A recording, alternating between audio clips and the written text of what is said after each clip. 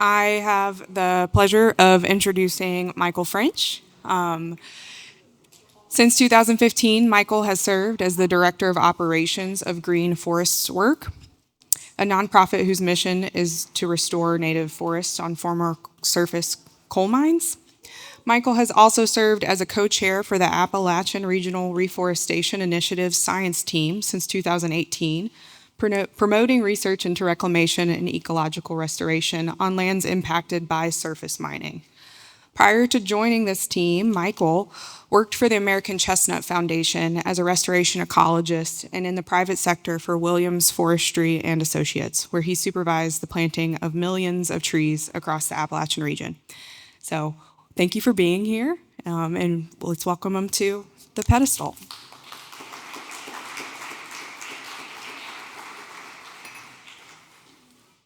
Okay, hi everyone.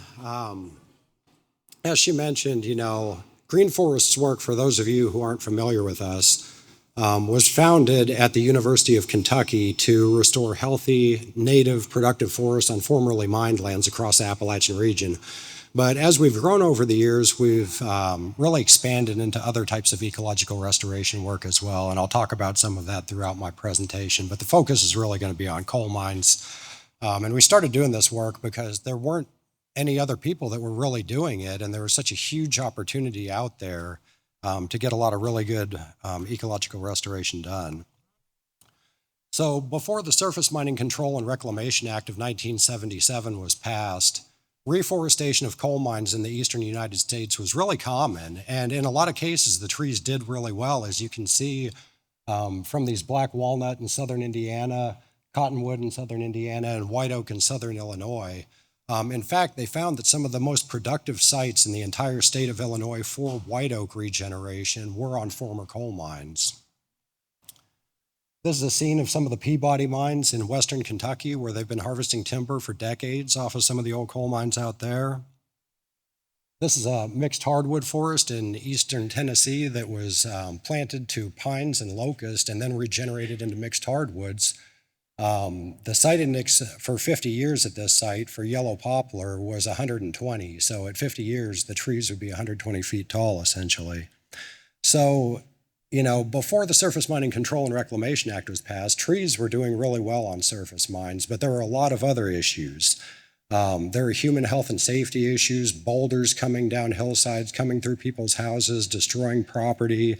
This is a scene of Letcher County, Kentucky in the late 1960s called shoot and shove mining, where mining companies would drill down to the coal seam, they'd blast off all of the overburden or rock that was above the coal seam, scoop up the coal, and just move on. And they would just push all of that overburden over the side of the hill.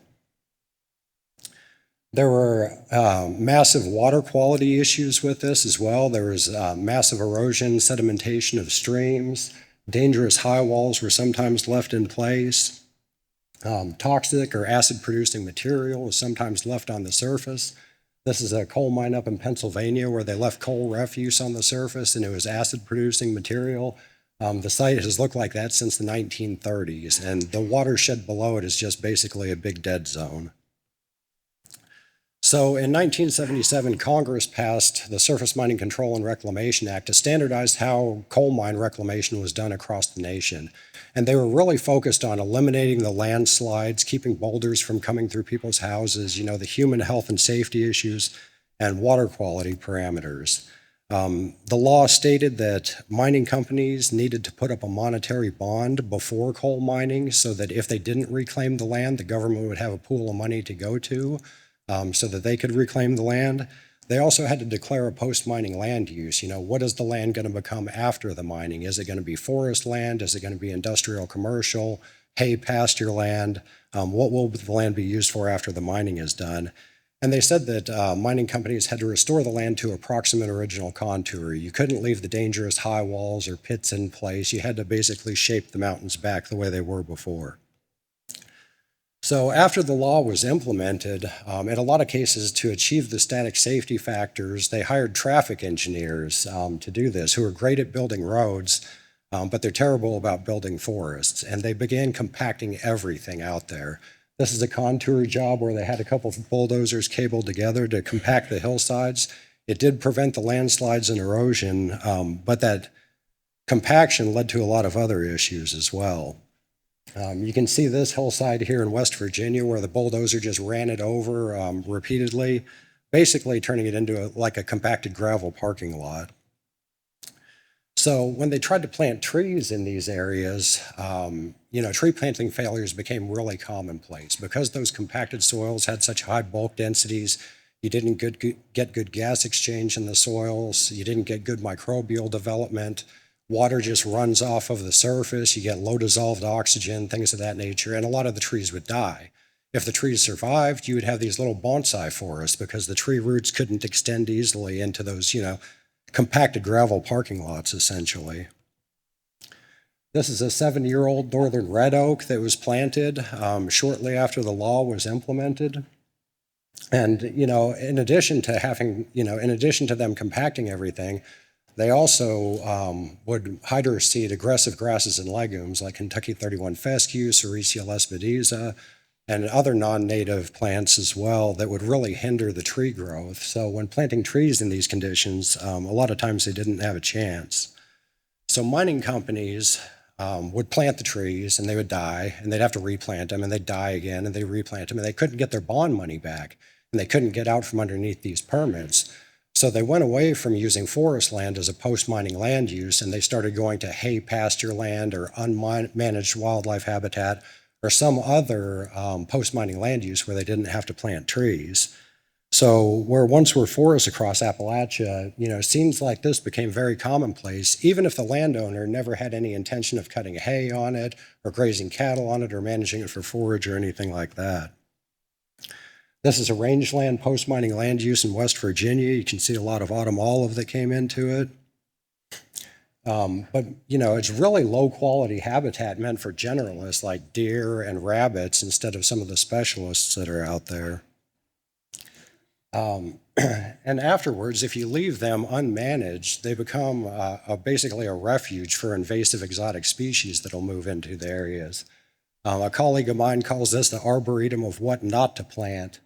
It's autumn olive, bush honeysuckle, multiflora rose, tree of heaven, royal paulownia, Sericea lespedeza, basically everything that you don't want to see. After the law was passed, about 1 million acres were converted from biodiverse Central Appalachian hardwood forests into other cover types. So the federal government recognized that they had a problem here because the forests weren't coming back onto these sites, landowners weren't utilizing the land as intended by the post-mining land use, so they started the Appalachian Regional Reforestation Initiative. And its mission was to work with the active mining industry to get them doing better reclamation techniques that would promote native forest restoration. And basically, they just had the goals of planting more high-value native hardwood trees and increasing seedling survival and growth rates, to get them away from creating these grasslands in problematic areas and getting native forests back. So they developed a set of best management practices known as the forestry reclamation approach, which essentially said, leave the, do everything that you're supposed to do by the law, but that last 4 to 6 feet out there, just the frosting on the cake, leave that as your growth medium and leave it nice and loose. Use the best available material for it. Lightly seed tree-compatible ground covers, and then plant a variety of trees, early successional trees for wildlife, but future timber trees as well, and use proper tree planting techniques. It was meant to be something simple that bulldozer operators and mine operators could easily implement. You can see the compacted surface where this rock truck is dumping the last 4 to 6 feet of growth medium, and they planted trees directly into that, actually. On some of the areas, it was required by law to strike it off with a bulldozer just to kind of level things out a little bit, so we encourage them to use a lightweight bulldozer when doing so. But this is the final planting medium right here. They planted trees directly into that in West Virginia. This is a push-up method for mitigating the compaction. If they had already compacted areas, they can lower that bulldozer blade and push it up and roll it up and fluff it up and leave piles there, and basically like in a brick pattern so that water would have to meander through instead of running through gullies and furrows. This is a lightly seeded tree-compatible ground cover that was used in West Virginia. And then plant a variety of trees and use proper tree planting techniques. Typically for our projects, we have them plant about 24 native species. But because there is bare mineral soil out there, you also get the local seed rain. So you get a lot of species like sumacs and others that we don't even have to plant because we know those colonizers are going to pop up anyway. This is a steep slope FRA, and the mining industry really gave us a lot of pushback on this in the early years because they considered it ugly or lazy reclamation. They didn't like the look of those boulders out there. They were used to seeing that kind of golf course, look to it, and they didn't like this at all. But golf courses don't have a lot of biodiversity, they're not the greatest habitat, and they don't grow good trees in some cases. So they complained about this and said that, there's going to be erosion and everything else. But they became believers after they would get rainfalls and that loose material acted like a sponge and would slowly release it from the soils. And we convinced them that, if you walk around an undisturbed, unmined forest, there are boulders strewn all over the place. It doesn't interfere with the loggers. It actually provides habitat for a lot of different animals and insects. So it's actually a good thing. And a lot of research went into all of that work. These are the Starfire plots down in Breathitt County, Kentucky, where we had a mining company do the conventional reclamation, and then we wanted them to do things our way with the loose dumping and the strike-off procedures. And in the conventional reclamation plots on the left, where everything was compacted, we planted 8 different species in there in replicated blocks, and there was only about 20% survival. And the trees that did survive were ash. Because they did better in those low dissolved oxygen compacted conditions than the other trees. But they were stunted, and in the loose dumped areas on the right, we had about 75% survival. All of the species survived pretty well, and the trees were regenerating in a similar manner to an undisturbed forest. We also looked at what geologic material would be the best growth medium for mining operators to use. Would it be the brown weathered sandstone, which is oxidized and near the ground surface, or would it be some stuff deeper in the profile, the gray unweathered sandstone, or could they just use mine run spoil, like a mix of unweathered gray sandstone, weathered brown sandstone, and shales that are there, closer to the coal seams? So we installed these 1-acre plots at the Bent Mountain in Pike County, Kentucky, and we also did water quality and water quantity examinations on these plots as well. And you can see ripping on the sides of it there, and some push-up method for looking at different ways to get the trees to regenerate. We've got data on all of this stuff. But we found out that they did very well, utilizing our techniques. There's a 1-year-old yellow poplar, 3-year-old yellow poplar in the center there, and it's a 7-year-old American chestnut at the Bent Mountain plots. These are some 7-year-old oak and poplars on a site in West Virginia. And if you think back to that 7-year-old northern red oak that I showed you earlier next to the person's boot compared to this, if you were a landowner wanting forest land, which way are you going to go to get it? So the proof was really in the pudding for this, and it worked. This is year 17 of the Bent Mountain research plots in Pike County, Kentucky, looking at some of the poplar and oaks that are there, as well as some of the natural regeneration that's occurring. This is the Starfire plot, 17 years old in Kentucky as well. So we knew that we could get trees growing on these mined lands again. It was just a matter of getting the mining companies to do it. And we did a really good job of that through the Appalachian Regional Reforestation Initiative. The active mining industry has planted more than 100 million trees since we started this initiative. But what could be done about this? That 750,000 to 1 million acres that was out there that had been reclaimed according to all laws and regulations, had been bond released, was back in the hands of the landowner, and is now just in this poor habitat condition. This is a 35-year-old site. You can see the Sericea lespedeza and fescue, some of the invasives there, and just a few black locusts. It's not regenerating into a native hardwood forest. So the Appalachian Regional Reforestation Initiative science team conceived of this nonprofit that would be able to raise money and do these large-scale ecological restoration projects across Appalachia. And they came up with this idea for Green Forests Work to do that. And it started as a proposal to the White House during Obama's first term, when the housing market, Fannie and Freddie, had collapsed. There are a lot of TARP funds going out there. His first big speech to the nation was about green jobs and stimulating the economy and everything. So we put this proposal into the White House to basically reinvigorate the Civilian Conservation Corps to do these projects across Appalachia. But it went into the trash can. Our insider at the White House got into a scandal at the time, and nobody ever saw it. But the Appalachian Regional Commission saw what we were doing and took notice and really loved it and provided a little startup funding to get the 501c3 started. So we started it at the University of Kentucky, and we've been going ever since. But we implement a modified version of the forestry reclamation approach. Because we're not actively moving rock around like the mining industry is, we're left with what was done after the mining was completed, the vegetation that's there, the spoil material that's there. We modified the forestry reclamation approach to do this on lands where there's no longer an obligation on the part of the mining company, the landowner, federal, state government, or any other entity to do this reforestation work. But we also support a lot of other projects as well. I'll talk about some of those later.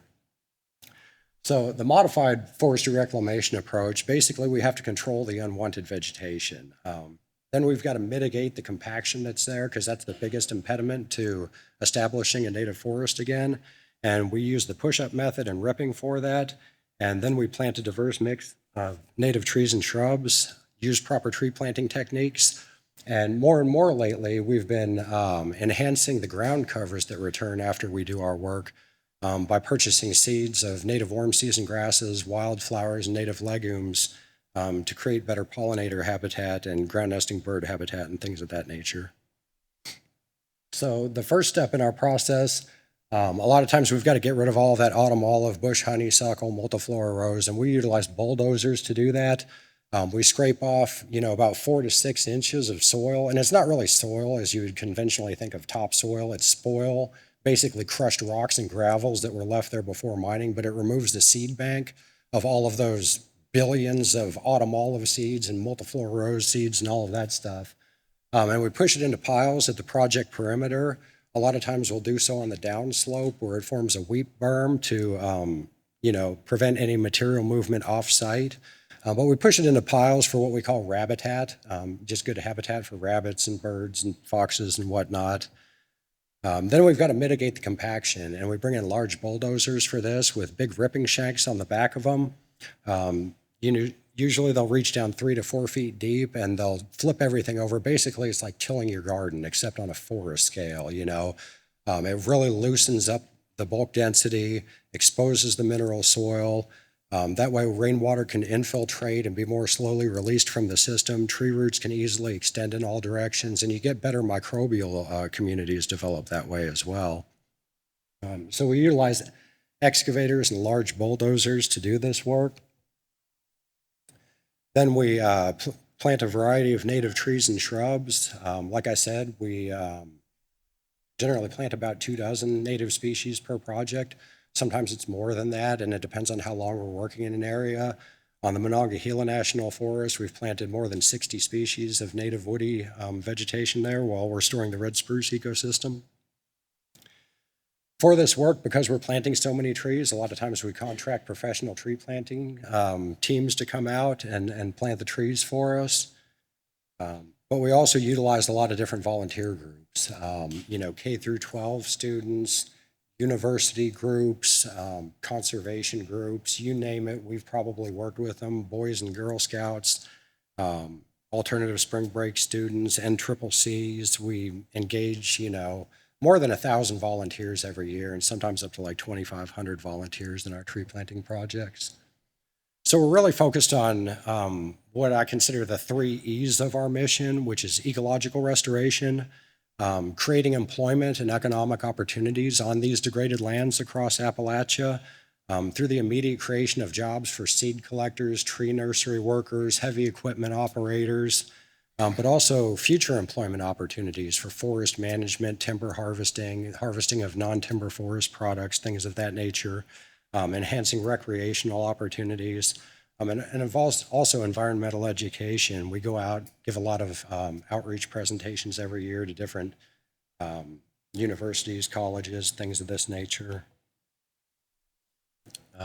But really, it's about the restoration of ecosystem services. We're trying to restore the forest for everything that's out there. These areas were forested before they were mining. We feel that if they're not being utilized in some higher and better use, then they should be forested again for all of the benefits that they provide to society. And as I mentioned earlier, this work improves the hydrology and water quality of areas. When we do this work and get the trees back onto these areas, they're going to be utilizing more of the water, intercepting more of it. So if we're able to do enough of this work, it has the potential to buffer storm events as well and provide mitigation for flash flooding and things of that nature, which we're seeing become more and more frequent with the warming climate.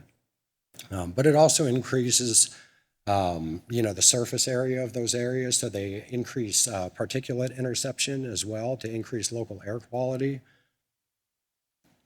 It reduces forest fragmentation. This is a project that we did several years ago on the Daniel Boone National Forest.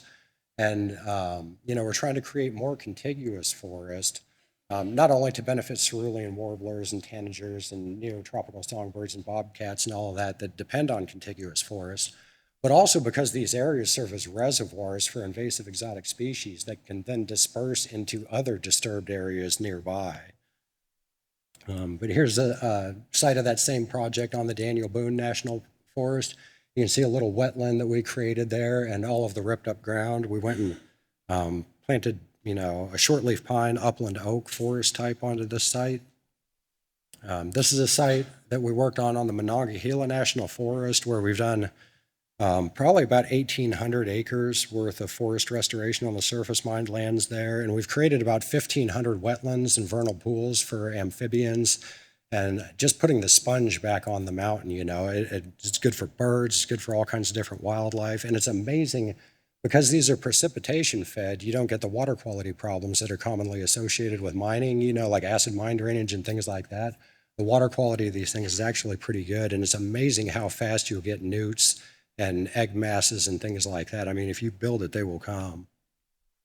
And like I said, before they were doing this kind of stuff, it was like a golf course. But, when we come through with our ripping shanks, those slabs of rock right there are about 6 feet across. And it creates all of these pockets, for spotted skunks or rattlesnakes or whatever wants to inhabit this area. And as I said, more and more lately, we've been incorporating native warm season grasses and wildflowers into our mixes, and not the ones that are just going to come back typically like ragweed and horseweed and things like that. We've been putting out, coreopsis and sunflowers and for a variety of milkweeds and things of that nature for monarchs. And it's really amazing just to see the change that happens in these sites over time and in just a short period of time as well. So yeah, this is a site in Floyd County, Kentucky. 6 years after planting, it's become an early successional habitat. And it's going to become contiguous forest as well, where we made it adjacent to some surrounding patches of forest that were unmined. And again, this was had a shortleaf component to it as well, American chestnuts and things of that nature. Most prominent in the photograph are the poplars, the cherry, some of the locust, but a lot of the trees there were doing phenomenally well. This is a RIP site. Some of the research that led up to green forest work, 19 years after planting in Martin County, Kentucky. You can see you've got an intact canopy there, and once you get that intact canopy established, it really helps to suppress some of the nasties that regardless are going to want to come back, like the autumn olive and Sericea lespedeza and things like that. Once you get that perpetual or year-round shading, it really helps to suppress some of those species, especially if you have a conifer component in with it that provides year-round shading, and we typically do. This is Guy Cove outside of the University of Kentucky's Robinson Forest, just before planting in 2009 and 11 years later. You can see the results of our work there. And that's another site on the right in Coshocton County, Ohio. The site had looked like the top photograph since the 1980s. And then we've ripped it up and planted trees. And now again, we've got that young forest habitat established. This is a project that we're going to be planting this coming spring down in Knott County, Kentucky. It's about 125 acres. We're doing 250 total acres, but the other 125 acres are on a different property. And you can see what it looked like beforehand, just Sericea lespedeza, pockets of autumn olive, just a bunch of garbage there. So we cleared all of that stuff off with bulldozers and then ripped everything up. And for that project, we're going to plant about 175,000 trees. And when we do this work, we're a lot of times trying to restore forest types or species that have undergone declines in recent decades. We're working, with shortleaf pine upland oak habitat in the Cumberland Plateau region of Kentucky. We're doing a lot of red spruce restoration along the Allegheny Front, extending from West Virginia up into Pennsylvania. We're planting, potentially Dutch elm disease resistant American elms for some of our projects, and potentially blight resistant American chestnuts for some of our projects. We work with the National Park Service, the U.S. Forest Service, private landowners, just whoever is out there wanting to establish healthy, productive forests on their lands. Sorry, I'm really sick. I'm struggling here. Okay, yeah, we support a lot of different other projects, like I said. Local community events like Reforest the Bluegrass, tree seedling giveaways. We're doing some orchid work with the Daniel Boone National Forest and the Office of Kentucky Nature Preserves. And we're doing some projects up in Pennsylvania. It's not surface mine stuff, it's more riparian restoration and underplanting, where they're going to lose what's left. They had a wind throw event that blew down a bunch of their white pines. Then they've got beech bark disease. Emerald ash borer wiped out all of their ashes. Hemlock woolly adelgid is nearby and is going to wipe out basically the only thing that's left is a mature stand of eastern hemlocks, and they're going to lose those. So we're underplanting with other conifers to protect these high-quality cold water streams for brook trout and hellbenders, salamanders, and freshwater mussels and things of that nature by planting balsam fir, red spruce, white spruce, and eastern white pines. So doing different work like that. This is the project that we're doing with the Daniel Boone National Forest, where historically the area would have been like an upland oak, shortleaf pine forest type with, fairly frequent burnings that would maintain canopy gaps and things of that nature. But with fire suppression and, the forest regenerated into this kind of red maple, yellow poplar forest type, and there was a lot of evapotranspiration going on, drying out the forest floor with an intact canopy. And the white fringeless orchids, in the 1990s, documented, and by 2015 or so, flowering individuals, 5 or so. So we went in there with chainsaws and opened up all of these canopy gaps and then worked with the existing hydrology to dam up areas. What's the matter? Oh, sorry. Yeah.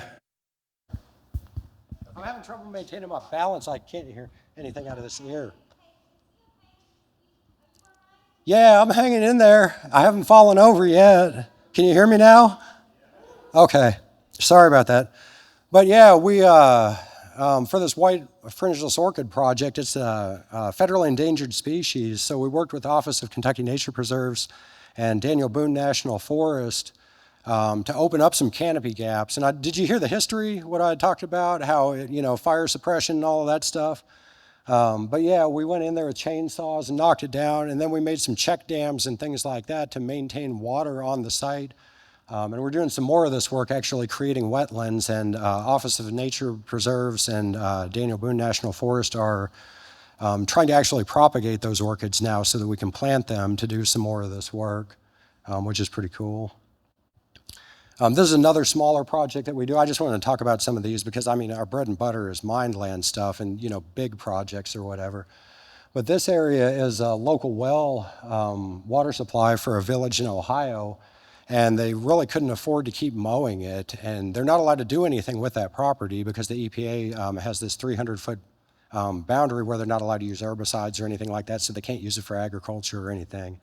And they were just mowing it, and they can't really afford to keep up with that anymore. So they wanted to do something So I told them, well, you can keep mowing it if you can afford to do that, or you can do nothing. I talked with the EPA, and they said you can just let it grow back, but it's going to become Bradford pear and autumn olive and bush honeysuckle and a bunch of garbage.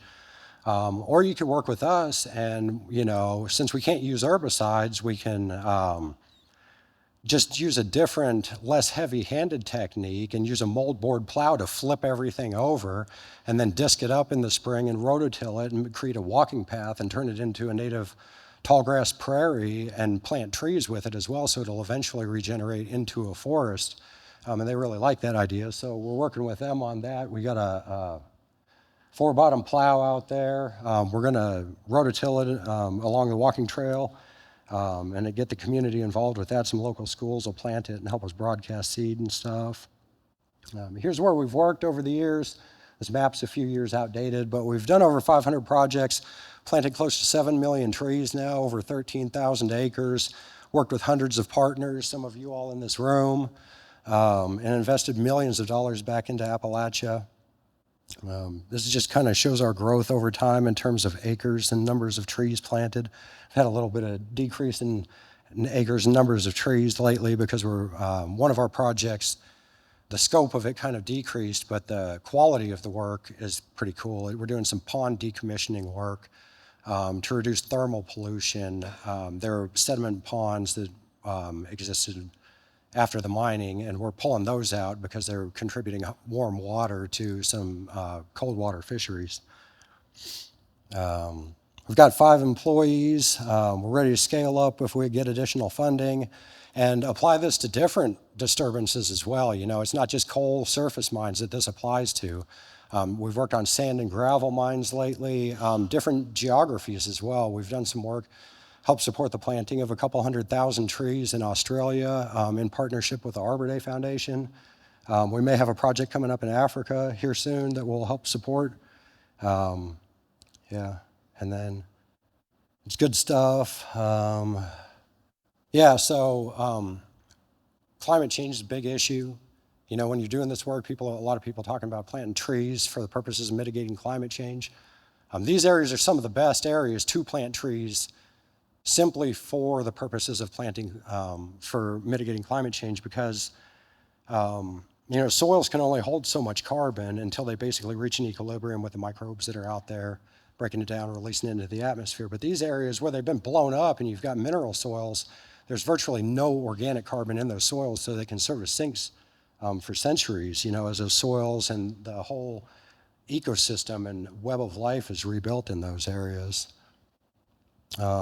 We don't do this in a vacuum. We work with a lot of partnering agencies, funders, things of that. We'd like to thank all of you who have been involved with our work over the years. And I'll wrap it up there.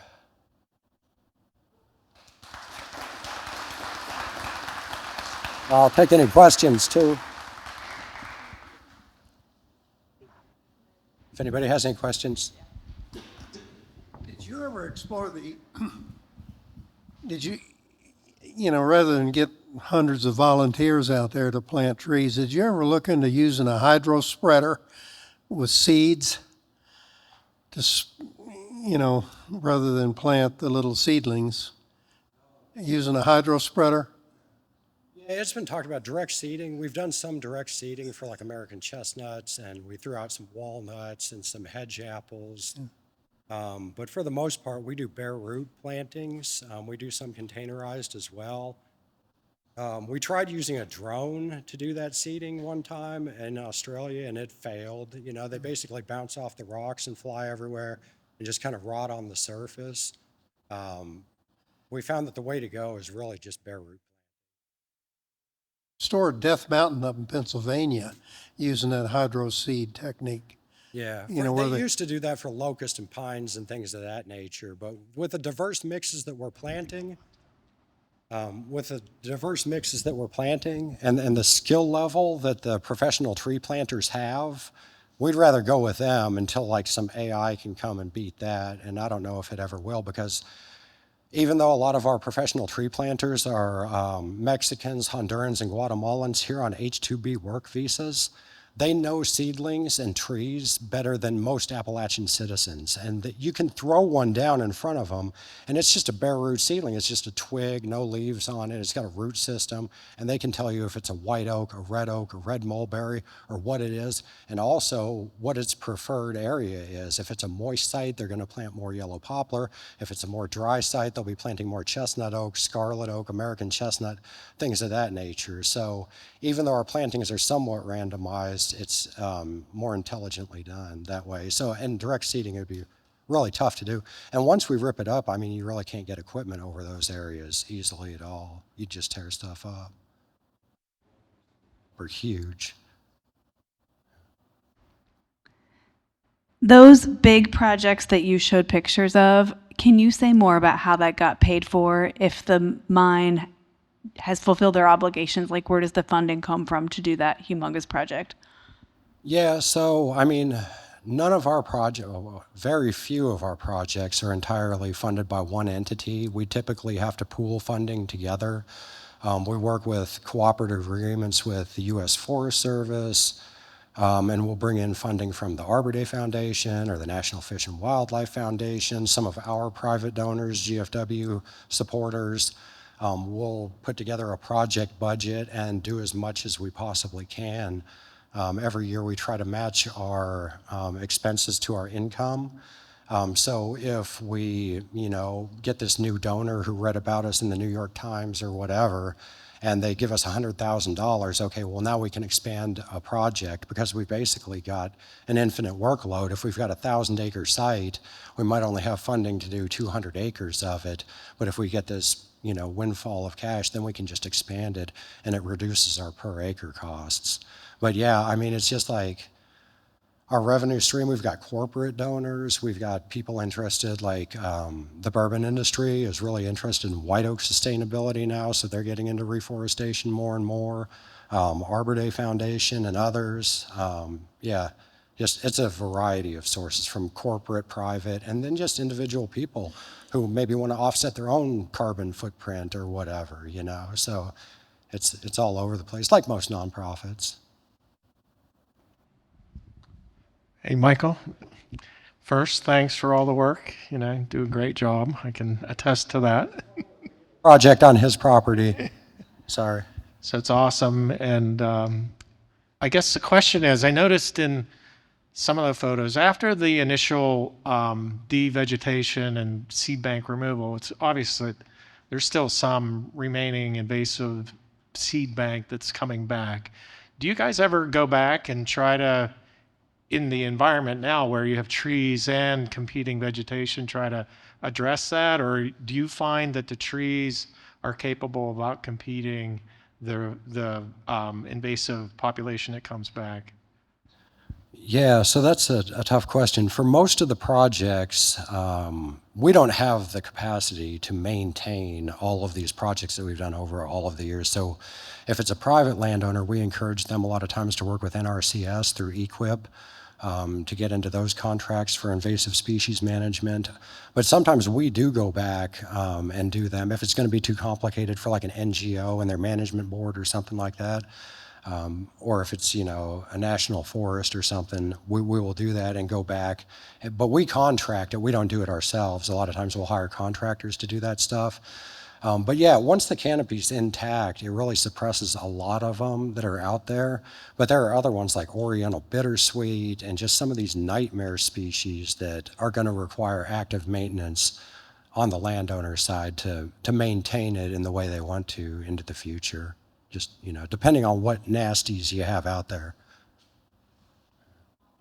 5 minutes, so we're going to do one more question. Hi, so you mentioned that in some areas you create wetlands. How do you decide where on the property to put that? Just briefly, and how do you implement it? Okay, yeah, so again, that's funding dependent. If we have funding, we like to, because we find that they are utilized and that we're finding the amphibians, all of them are occupying these sites and utilizing them and everything. So if we have funding, we like to create those wetlands. Sometimes we do it inadvertently when we're removing the invasive exotic species by creating those wheat berms on the upslope side. Sometimes you'll get these vernal pools created and little ephemeral wetlands created. But sometimes we do it deliberately as well. And we used to try and do it by the book, with engineered and all of that stuff. But because these soils on mined lands are basically a blown up mountain all mixed together and dumped in place, sometimes it doesn't work. They just won't retain the water and they'll drain out. So now we have contractors that we work with more organically. We look at areas where there's more clay and more water holding capacity, and then you utilize natural flow paths of the land to develop them. And sometimes we'll do a complex of wetlands or a series of wetlands so that some of them end up looking more like a passive treatment system or something like that. And they actually operate in that way sometimes. Does that answer your question? Okay. Yeah.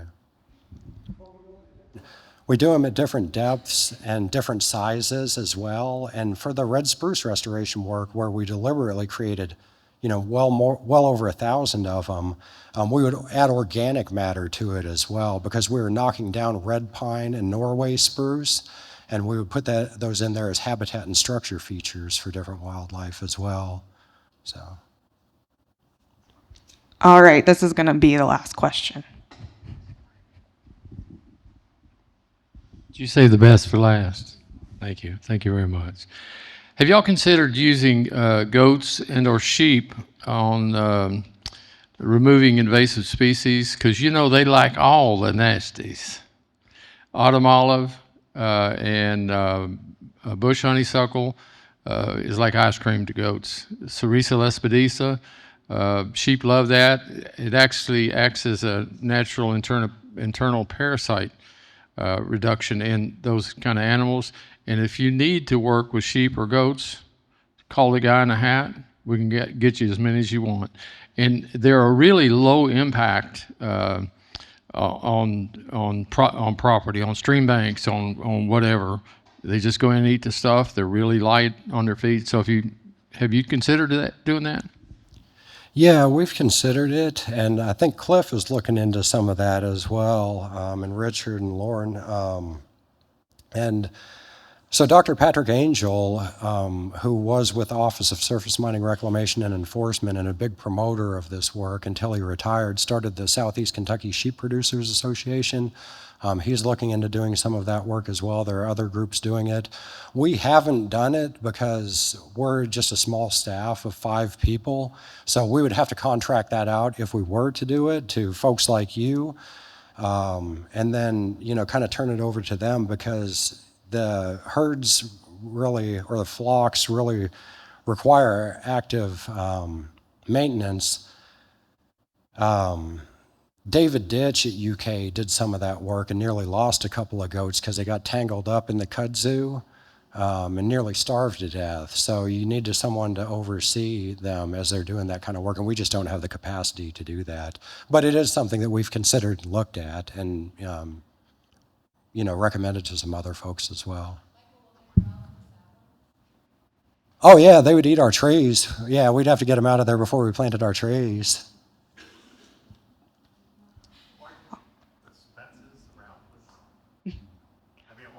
Too expensive. All right. Thank you, Michael.